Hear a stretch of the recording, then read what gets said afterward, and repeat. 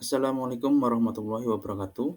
Berjumpa lagi dengan saya, Pak Khairuddin, sebagai guru pendidikan agama Islam di SDN Pondok Kopi 02 Pagi, Jakarta Timur. Sebelum kita mulai pembelajaran pada pagi hari ini, marilah kita berdoa bersama. Semoga dengan kita berdoa menjadikan pelajaran pada pagi hari ini lebih bermakna, lebih mendalam. Ila hadina wa ala kulli surah. Al-Fatihah. A'udzu billahi minasyaitonir rajim. Bismillahirrahmanirrahim. Alhamdulillahi rabbil alamin. Arrahmanir rahim. Maliki yaumiddin. Iyyaka na'budu wa iyyaka nasta'in. Ihdinas siratal mustaqim. Siratal ladzina an'amta 'alaihim ghairil maghdubi 'alaihim waladdallin. Amin. Raditu billahi rabba wa bil islami dina wa bi muhammadin nabiyya wa rusula. Rabbi zidni ilma warzuqni fahma. Amin. Amin ya rabbal alamin. Ya, semoga dengan kita berdoa, kita akan mendapatkan ilmu yang bermanfaat di dini wa dunya wal akhirah. Amin. Allahumma amin. Pada pelajaran hari ini, pada bab atau pelajaran ke-9, yaitu dengan tema mari melaksanakan sholat, subbab makna sholat, Mbak Khoir akan membahas tentang apa sih yang dimaksud dengan makna sholat. Nah, seperti kalian ketahui, di sebelah kanan itu ada gambar ya, ada gambar seorang guru bersama dengan siswa-siswinya melaksanakan sholat. Ya, dalam narasinya, setiap azan zuhur berkumandang, para siswa kelas 4 segera mengambil air wudhu untuk mengikuti sholat berjamaah di masjid sekolah. Tampaknya para siswa sudah terbiasa dengan kebiasaan itu sehari-harinya.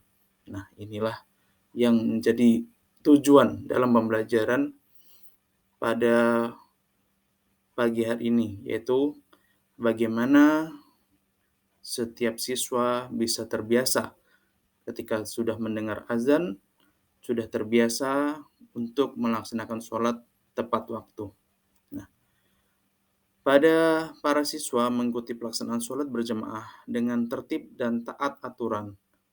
Mereka tidak bersenda gurau saat melaksanaan sholat berlangsung.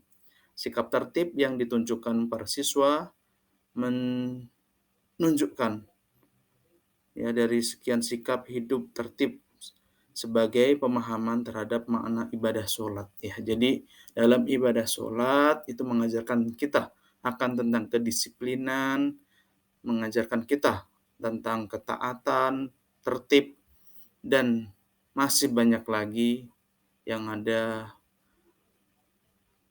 contoh baik dalam pelaksanaan sholat ini.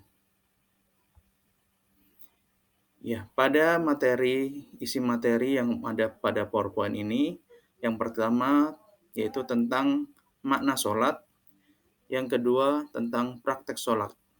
Ya, apa saja yang tergantung pada makna sholat dan bagaimana tata cara atau apa saja yang berhubungan dengan praktek sholat.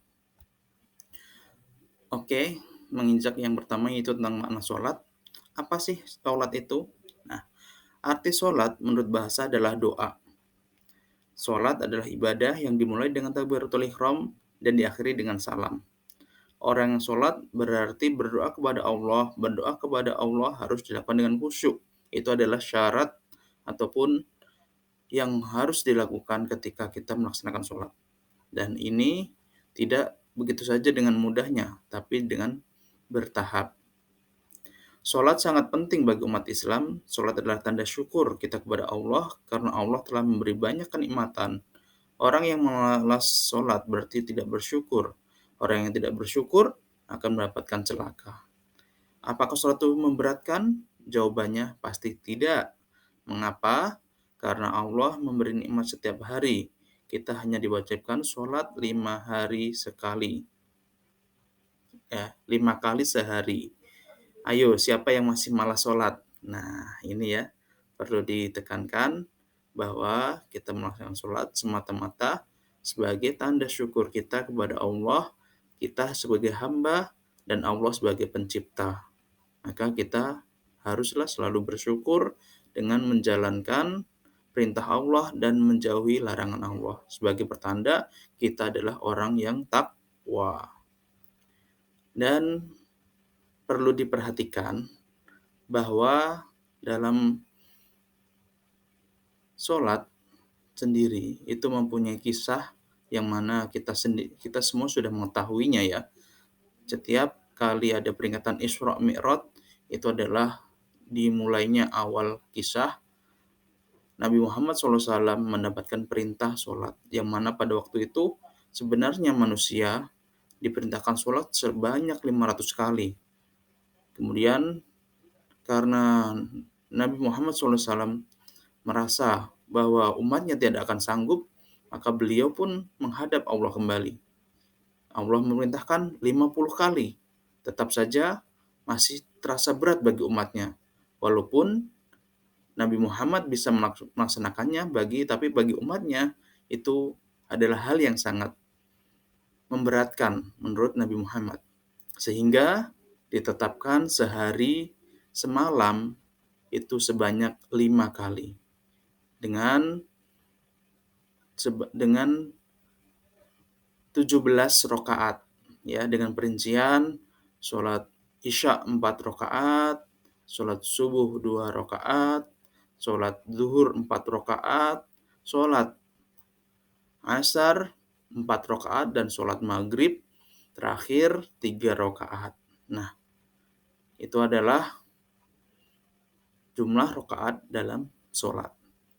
Nah, kamu ingin menjadi orang yang bersyukur kan? Caranya antara lain, sholatlah tepat pada waktunya. Jangan pernah menunda waktu sholat. 3, sholatlah dengan tertib 5 kali sehari. Dan 4, tambahkan sholat fardu dengan sholat-sholat sunnah. Seperti di gambar, kita bisa lihat bahwa ada orang yang sedang sholat ya, bapak-bapak melaksanakan sholat di malam hari. Itu kan jendelanya hitam ya, ada bintang-bintang berarti menunjukkan waktu malam. Nah, itu. Dan ada juga yang di sebelahnya ada sholat berjamaah ya. Itu mungkin kalau diibaratkan sholat sunnah adalah sholat tarawih yang kemarin kita telah melaksanakan pada bulan Ramadan. Nah, itu semua merupakan bukti pengamalan sholat sebagai ungkapan rasa syukur kita kepada Allah Subhanahu wa Ta'ala. Adapun makna sholat yang perlu diketahui antara lain, pertama, bentuk perwujudan ketaatan dan keimanan dan ketakwaan kita kepada Allah Sang Pencipta. Kedua, sebagai penyelamat dan pembimbing umat dari segala perbuatan keji dan mungkar. Ketiga, akan membawa umat manusia ke jalan yang lurus, jalan keselamatan, dan jalan yang diridhoi Allah. Keempat, benteng pertahanan dari perbuatan tidak terpuji dalam kehidupan sehari-hari. Orang yang selalu melaksanakan sholat dengan waktu yang telah ditentukan berarti telah menghubungkan jiwa raga dengan Allah sehingga akan terbentengi dari perbuatan yang tidak terpuji. Sehingga sangat dianjurkan untuk sholat alal waktiha, sholat pada waktunya, tepat waktu. Nah, itu adalah ajaran yang telah disampaikan oleh Nabi Muhammad SAW. Yang selanjutnya tentang praktek sholat. Nah, sudahkah kalian mengerjakan sholat? Pasti sudah kan? Nah, bagaimana tata cara sholat yang baik dan benar? Sholat yang baik adalah sholat yang dilakukan dengan khusyuk dan tertib. Sholat yang benar adalah sholat yang dilakukan sesuai ketentuannya. Ketentuan sholat itu meliputi syarat, rukun, sunnah, dan batalnya sholat.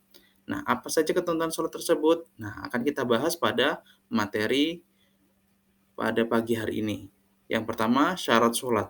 Syarat sholat adalah sesuatu yang harus dipenuhi sebelum sholat. Jika syarat sholat tidak terpenuhi, sholatnya tidak sah. Syarat sholat dibagi dua, yaitu syarat wajib dan syarat sah. Syarat wajib sholat berhubungan dengan kewajiban menjalankan sholat. Syarat wajib sholat adalah sebagai berikut. Pertama, beragama Islam, balik, artinya cukup umur. Balik bagi laki-laki adalah ketika ia sudah berumur 12 tahun. Balik bagi perempuan adalah ketika sudah menstruasi atau haid. Yang ketiga, berakal, artinya sehat pikirannya, tidak gila. Keempat, suci dari haid dan nifas bagi muslimah. Dan terakhir, 5, sadar, artinya tidak sedang tidur ataupun mabuk. Nah, itu adalah syarat wajib sholat. Dan selanjutnya ada syarat sah sholat. Syarat sah sholat itu apa saja? Yang pertama, suci dari hadas dan najis. Dua, menutup aurat, aurat perempuan yaitu seluruh tubuh kecuali muka dan dua telapak tangan. Terus batas aurat bagi laki-laki di mana? Mulai dari pusar sampai dengan lutut. Yang ketiga, menghadap kiblat, yakni Ka'bah di Masjidil Haram, Kota Mekah. Yang keempat, sudah masuk waktu sholat. Nah, itu ya. Jadi syarat sah di sini apabila hal-hal yang menyebabkan syarat sah ini tidak terpenuhi, maka sholatnya tidak sah alias batal. Yang kedua yaitu rukun sholat. Rukun sholat yaitu hal-hal yang harus dikerjakan ketika sedang sholat. Jadi hal-hal ini hanya ada pada sholat.